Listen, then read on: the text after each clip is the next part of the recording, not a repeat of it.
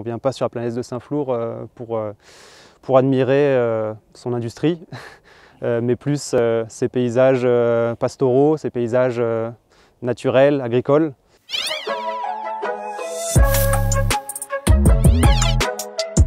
Je m'appelle Mathis Vérité, je travaille pour la Ligue pour la protection des oiseaux. Et je suis adhérent de ce collectif à double titre, à la fois à titre personnel, puisque j'habite sur le territoire, dans une commune voisine, et aussi via mon travail à la Ligue pour la protection des oiseaux, puisque l'association milite pour la protection de la narce et fait partie du collectif.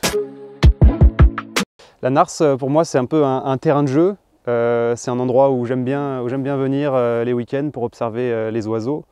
C'est aussi un peu mon bureau de temps en temps, au printemps, puisque je viens ici pour faire du suivi, des recensements et parfois de la protection sur certaines espèces. Donc la narce de Nouvial, elle abrite vraiment un cortège d'espèces d'oiseaux assez remarquable, des prairies qu'on peut trouver en moyenne montagne. On a toute une foule d'espèces qui sont en fait en train de se casser la figure partout en plaine et qui ici se portent encore bien. Donc il y a le tarier des prés, il y a le courlis cendré, le pipi de farlouse, tout ça c'est des oiseaux qui vont nicher au sol dans des belles prairies diversifiées. L'autre intérêt de la narce de Nouvial, c'est l'attrait qu'elle a pour le courlis cendré, une des espèces emblématiques de ce site. Le courlis cendré, c'est un oiseau qui est menacé, qui voit ses populations disparaître petit à petit et qui est particulièrement rare en Auvergne. Dans le Cantal, on n'a qu'une seule population, elle est là sur la Planaise, et on estime la population entre 25-30 couples peut-être, et il faut savoir qu'il y en a quasiment un tiers qui vont nicher ici sur la narce de Nouvial.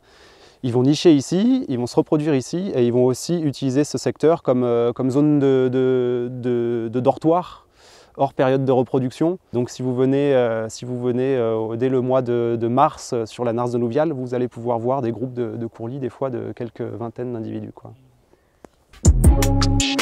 Nécessairement, l'implantation d'une carrière, ça viendrait détruire ces milieux qui sont indispensables aux oiseaux que j'évoquais juste avant. Il faut bien imaginer en plus que ce n'est pas des milieux qu'on peut remettre en état, contrairement à ce qu'on essaie de nous dire.